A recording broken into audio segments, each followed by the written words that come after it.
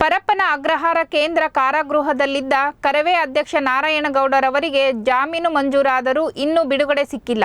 ಸರಿಯಾದ ಸಮಯಕ್ಕೆ ಜಾಮೀನು ಆದೇಶ ತಲುಪದ ಕಾರಣ ಇಂದು ಸಹ ನಾರಾಯಣಗೌಡರಿಗೆ ಬಿಡುಗಡೆ ಸಿಕ್ಕಿಲ್ಲ. ಈಗಾಗಲೇ ಶನಿವಾರ ಜಾಮೀನು ಮಂಜೂರಾಗಿದ್ದು ಇನ್ನೂ ಕೂಡ ಜಾಮೀನಿನ ಆದೇಶ ಜೈಲಿಗೆ ತಲುಪಿಲ್ಲ. ಈ ಹಿನ್ನೆಲೆ ಬಿಡುಗಡೆ ಸಿಕ್ಕಿಲ್ಲ ಎಂದು ತಿಳಿದು ಬಂದಿದೆ. ಅವರು ಹೇಳ್ತಾ ಇದ್ದಾರೆ ಇನ್ ಟೈಮಿಗೆ ಬಂದಿಲ್ಲ ಅಂತ. ಬಟ್ ಅದು ಇನ್ ಟೈಮಿಗೆ ಬಂದಿದ್ದೆ ಇಲ್ಲಿಗೆ. ಬಟ್ ಅವ್ರದ್ದು ಒಳಗಡೆ ಏನು ಪ್ರೊಸೀಜರ್ ಇರುತ್ತೋ ಅದ್ರ ಬಗ್ಗೆ ನಮಗೆ ಹೆಚ್ಚಿನ ಮಾಹಿತಿ ಇಲ್ಲ. ಅವ್ರು ಯಾವ ರೀತಿ ಹೆಂಗೆ ತೊಗೊಂಡು ಹೋಗ್ಬೇಕು, ಯಾವ ಥರ ಕರ್ಕೊಂಡು ಹೋಗ್ಬೇಕು ಅನ್ನೋ ಮಾಹಿತಿಗಳಿರ್ತವೆ. ಈಗ ಬಿಡಬೇಕಾಗ್ಬೋದು, ಇಲ್ಲ ಯಾರಾದರೂ ಮತ್ತೆ ಕಸ್ಟಡಿ ತೊಗೊಳ್ಳೋಂಥ ಸಿಚುವೇಶನ್ ಏನಾದರೂ ಇದ್ರೂ ಇರ್ಬೋದು. ಅಂಥ ಸಂದರ್ಭದಲ್ಲಿ ಇವ್ರದ್ದು ಏನು ಕಾನೂನು ಪ್ರಕ್ರಿಯೆ ಇದೆ ಅನ್ನೋದು ಅದ್ರ ಬಗ್ಗೆ ನಮಗೆ ಇಲ್ಲ. ಆದ್ದರಿಂದ ಅವ್ರು ಏನು ಚರ್ಚೆಗಳೇನೋ ಒಳಗಡೆ ನಡೀತಾ ಇದೆ ಅದ್ರ ಪ್ರಕಾರ ನಾವು ಅವ್ರನ್ನ ಹೊರಗಡೆ ಬಿಡ್ತೀವಿ ಅನ್ನೋ ಮಾಹಿತಿ ನಮಗಿದೆ ಅಷ್ಟೇ. ಅದರ್ವೈಸ್ ಒಳಗಡೆ ಏನು ನಡೆದಿದೆ ಅಂತ ಗೊತ್ತಿಲ್ಲ.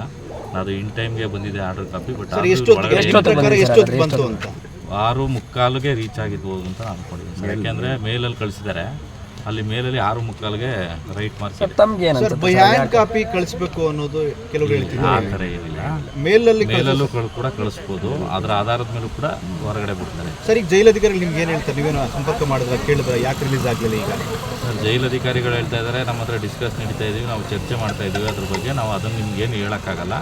ನಾವು ಯಾವಾಗ ಬೇಕಾದ್ರೂ ಬಿಡ್ಬೋದಲ್ಲ. 10:30 ಗಂಟೆ ಟೈಮ್ ಇದೆಯಲ್ಲ ಅವ್ರಿಗೆ.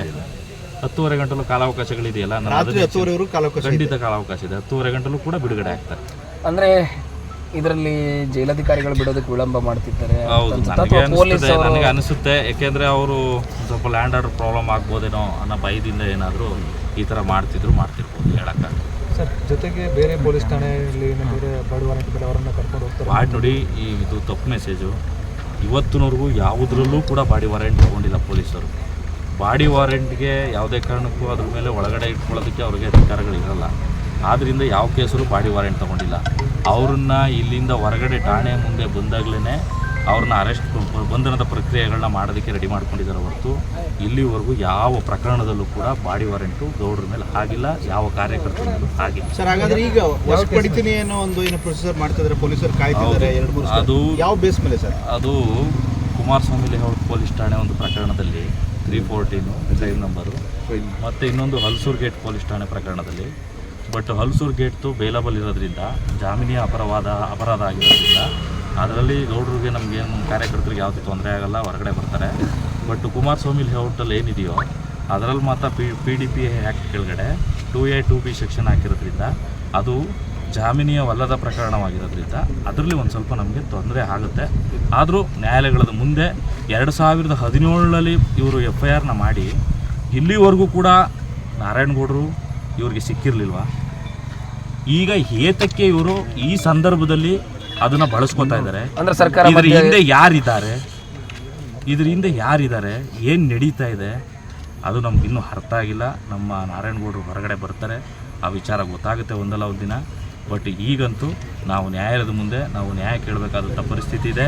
ನಾವು ಅತ್ಯುತ್ತಮವಾಗಿ ನ್ಯಾಯಾಲಯದ ಮುಂದೆ ವಾದ ಮಾಡ್ತೀವಿ.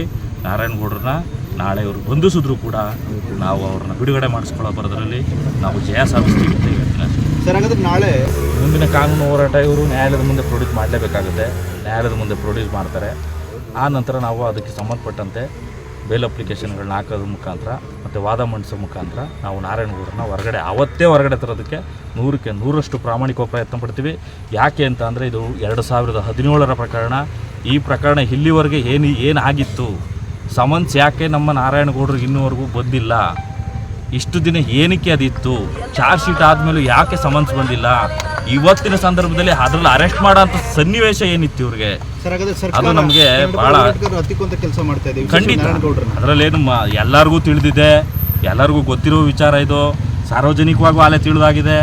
ಇದು ಹತ್ತಿಕ್ಕೋದೇ ಇವ್ರದ್ದು ಉದ್ದೇಶ ಆಗಿದೆ ಹೊರತು ಯಾವುದೇ ಕಾರಣಕ್ಕೂ ಇವ್ರ ಉದ್ದೇಶ ಬೇರೆ ಏನೂ ಅಲ್ಲ. Thank you sir.